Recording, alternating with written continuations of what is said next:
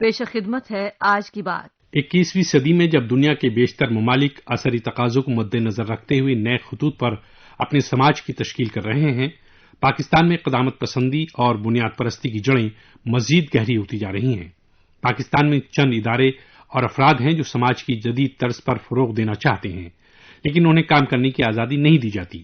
ملک میں اس وقت اظہار رائے کی آزادی کی صورتحال انتہائی ناگفتہ بہ ہے۔ صحافی حضرات، حقوق انسان کے کارکنان، وکلاء اور مرکزی دھارے کی سیاسی پارٹیاں کسی کو بھی اپنی مرضی سے کام کرنے کی اجازت نہیں ہے۔ یہی وجہ ہے کہ یہ تمام افراد اب اس بندش کے خلاف ایک پلیٹ فارم پر نظر آ رہے ہیں۔ حکومت نے میڈیا اور صحافیوں کو منضبط کرنے کے لیے کئی ادارے تجویز کیے، جن میں سے بیشتر کی مخالفت کی گئی، لیکن کئی ادارے اور کمیٹیاں وجود میں بھی آئیں۔ ایسا نہیں ہے کہ میڈیا کو کنٹرول کرنے کی کوشش صرف عمران خان کی پاکستان تحریک انصاف پارٹی نے کی ہے، بلکہ یہ سلسلہ پاکستان مسلم لیگ نواز کے دور سے ہی شروع ہو گیا تھا۔ اب یہ دیگر بات ہے کہ آج خود ان کی پارٹی اور رہنماؤں کو اسی طرح کی پابندیوں کا سامنا ہے۔ جہاں تک پاکستان میں میڈیا کی آزادی کا سوال ہے تو ایسے کئی بین الاقوامی ادارے ہیں جنہوں نے یہاں کی صورتحال پر تشویش ظاہر کی ہے۔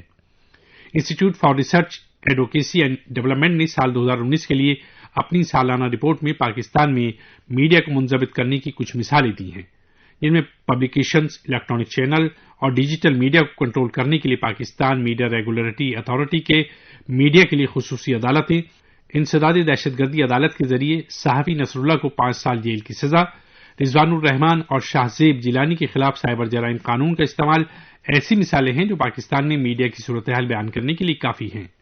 یہی نہیں، 2019 میں ہی میڈیا نگرانی کے عالمی ادارے رپورٹر وداؤٹ بارڈر نے صحافتی آزادی کے حوالے سے ممالک کی درجہ بندی کی فہرست جاری کی تھی، جس کے مطابق پاکستان اپنے پرانے درجے سے 3 درجے تنزلی کا شکار ہو گیا تھا۔ پاکستان میں گزشتہ 6 برسوں میں تقریباً 33 صحافیوں کا قتل ہوا اور سال 2019 میں ہی 7 صحافی قتل ہوئے۔ انسانی حقوق کے لیے کام کرنے والے اداروں اور وکلاء کو بھی اسی طرح کی دشواریوں کا سامنا ہے۔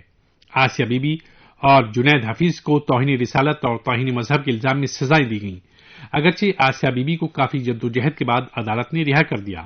ان دونوں کے مقدموں میں نہ صرف وکلاء کو دھمکیاں دی گئیں بلکہ ججوں کو بھی انجام بھگتنے کی دھمکی دی گئی۔ ایسے حالات میں پاکستان میں انصاف کی امید کرنا بے معنی ہے۔ اسی طرح پشتون تحفظ موومنٹ کے رہنما اور پاکستان کی قومی اسمبلی کے اراکین محسن داور اور علی وزیر کو لوگوں کے حقوق کے لیے آواز بلند کرنے پر شمالی وزیرستان میں گرفتار کر لیا گیا تھا۔ بلوچستان میں پاکستانی فوج کی ظلم و زیادتی کسی سے پوشیدہ نہیں ہے۔ وہاں سینکڑوں نوجوان اب بھی لاپتہ ہیں جن کے عزیز ان کی راہ دیکھ رہے ہیں۔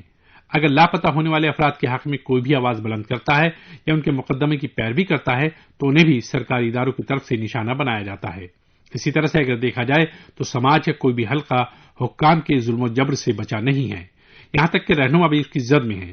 پاکستان مسلم لیگ نواز کے رہنما اور سابق وزیر اعظم نواز شریف اور ان کے خاندان کے افراد کے تئیں جس طرح کا سلوک روا رکھا گیا وہ کسی سے پوشیدہ نہیں ہے۔ کسی بھی ملک میں اپوزیشن کا ہونا لازمی ہے کیونکہ یہ صحت مند جمہوریت کی علامت ہے۔ حزب اختلاف یا حکومت کے خلاف اٹھنے والی آواز کو دبانے سے خود حکومت اور اداروں کے اندر پائی جانے والی خامیوں کی نشاندہی نہیں ہوتی۔ اسی طرح سے اگر میڈیا حکومت اور سماج میں پائی جانے والی بدعنوانیوں اور برائیوں کو نمایاں نہیں کرے گا تو عوام اس سے ناواقف رہیں گے اور ان خامیوں کو درست کرنے کی کوشش نہیں ہو پائے گی۔ یہی وجہ ہے کہ نہ صرف ایک صحت مند ملک و سماج کی تعمیر میں میڈیا کی آزادی انتہائی ضروری ہے بلکہ روشن خیال اور دانشور طبقے کی اظہار رائے کی آزادی بھی اتنی ہی ضروری ہے تاکہ برائی کی نشاندہی کر کے اس کے تدارک کی متحدہ طور پر کوشش کی جا سکے۔ جب تک پاکستان ان حقائق کو تسلیم نہیں کرے گا اور اس سمت سنجیدگی سے کوشش نہیں کرے گا تب تک اس کا موجودہ بحران سے نکل پانا مشکل ہے۔ سامعین، ابھی آپ سن رہے تھے آج کی بات۔